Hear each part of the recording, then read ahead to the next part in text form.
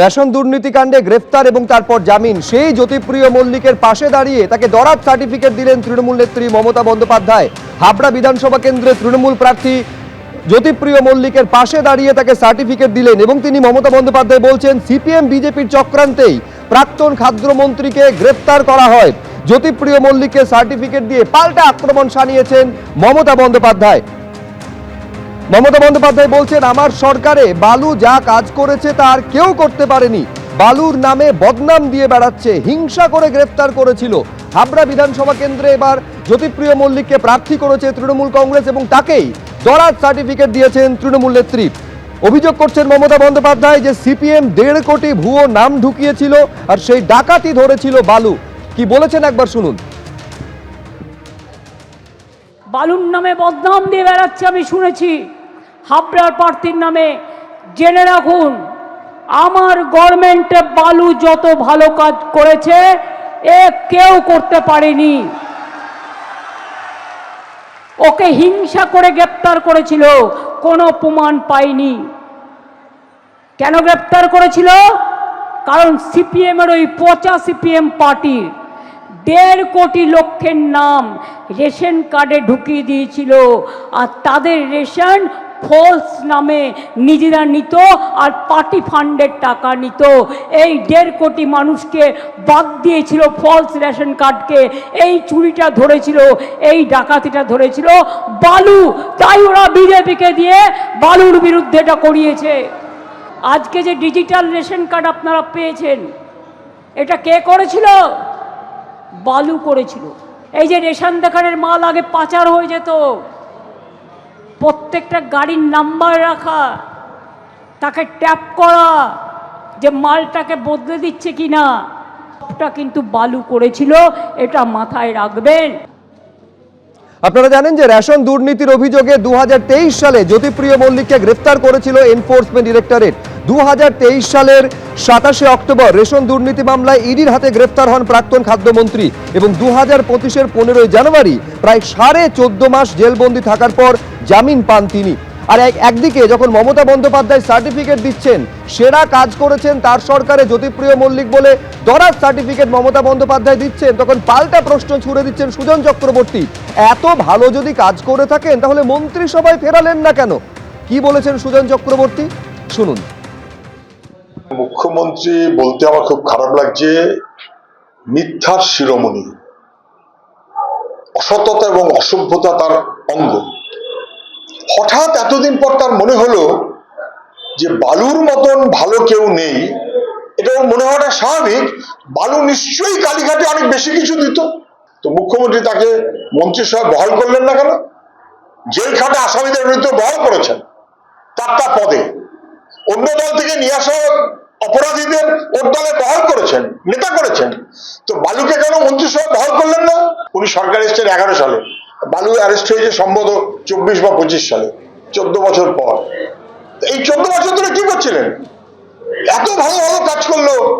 আর বিজেপির সঙ্গে সখ্যতা তো তৃণমূলের সবাই জানে, তৃণমূলের নেতারাই বিজেপির নেতা, বিজেপির নেতারাই তৃণমূলের নেতা।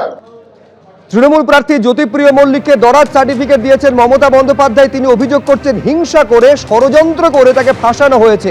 সিপিএম এর দুর্নীতি ধরেছিল যে কারণে বিজেপি চক্রান্ত করে তাকে গ্রেফতার করিয়েছে। আরেকবার শুনুন কি বলেছেন মমতা বন্দ্যোপাধ্যায়। বালুর নামে বদনাম দিয়ে বেড়াচ্ছে আমি শুনেছি। হাবড়ার প্রার্থীর নামে জেনে রাখুন, আমার গভর্নমেন্টে বালু যত ভালো কাজ করেছে এ কেউ করতে পারেনি। ওকে হিংসা করে গ্রেপ্তার করেছিল, কোনো প্রমাণ পাইনি। কেন গ্রেপ্তার করেছিল?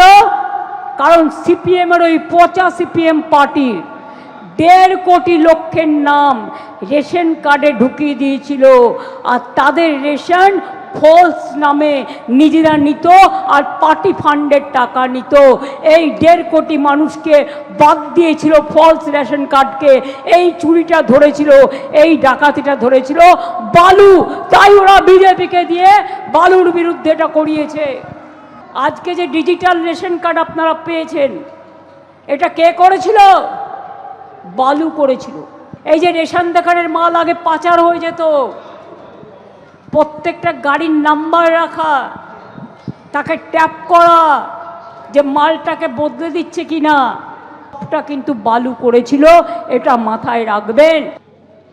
অর্থাৎ বিজেপির দিকে আক্রমণ ছুড়ে দিচ্ছেন মমতা বন্দ্যোপাধ্যায়। বিজেপি চক্রান্ত করে ফাঁসিয়ে জ্যোতিপ্রিয় মল্লিককে গ্রেফতার করেছিল বলে অভিযোগ তৃণমূল নেত্রী। এবার বিজেপির কি প্রতিক্রিয়া, সুকান্ত মজুমদার কি বলছেন দেখুন। তাকে ভরে ভরে ভালো কাজ উনি সাপ্লাই করতেন বাংলাদেশে, সবাই জানে বালু কি করেছে। মুখ্যমন্ত্রীকে বলুন না, বালুর মেয়ের অ্যাকাউন্টে কত কোটি পাওয়া গেছে, 1 কোটির উপরে টাকা পাওয়া গেছিল। সোর্স অফ ইনকাম কি? টিউশনি করা।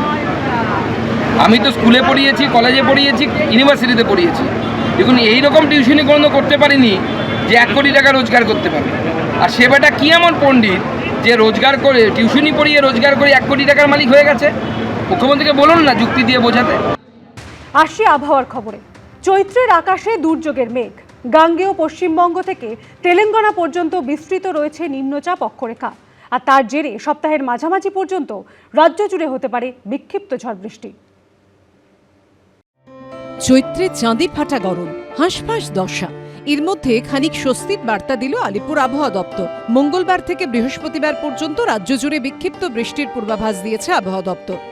6 এবং 7, 8 এবং 9 পর্যন্ত, 9 সকাল পর্যন্ত বজ্রবিদ্যুৎ সহ বৃষ্টিপাতের প্রভাব আমাদের রাজ্যের বিভিন্ন জেলাতে থাকবে।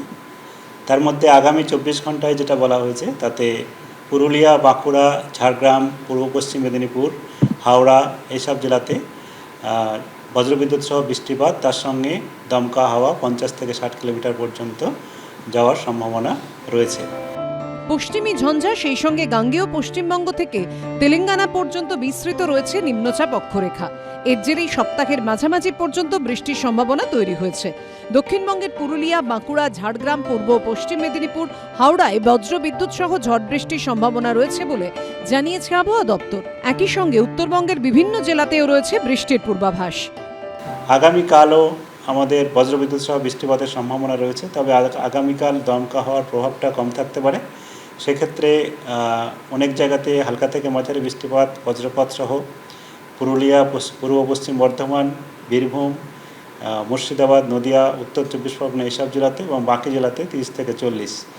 উত্তরবঙ্গের ক্ষেত্রে উপরের 5টা জেলা দার্জিলিং, কালিম্পং, জলপাইগুড়ি, আলিপুরদুয়ার, কোচবিহার 40 থেকে 50 কিলোমিটার পর্যন্ত, বাকি জেলাতে 30 থেকে 40 কিলোমিটার পর্যন্ত দমকা হাওয়া সহ বজ্রবিদ্যুৎ সহ বৃষ্টিপাতের সম্ভাবনা রয়েছে। দক্ষিণবঙ্গের বিভিন্ন জেলায় কয়েক ডিগ্রি নামতে পারে তাপমাত্রা। সব মিলিয়ে চৈত্রের শেষ বেলায় দিন কয়েক কালবৈশাখীর আমেজ। অরিত্রিক ভট্টাচার্য রিপোর্ট, এবিপি আনন্দ, কলকাতা। এবিপি আনন্দ, এগিয়ে থাকে, এগিয়ে রাখে।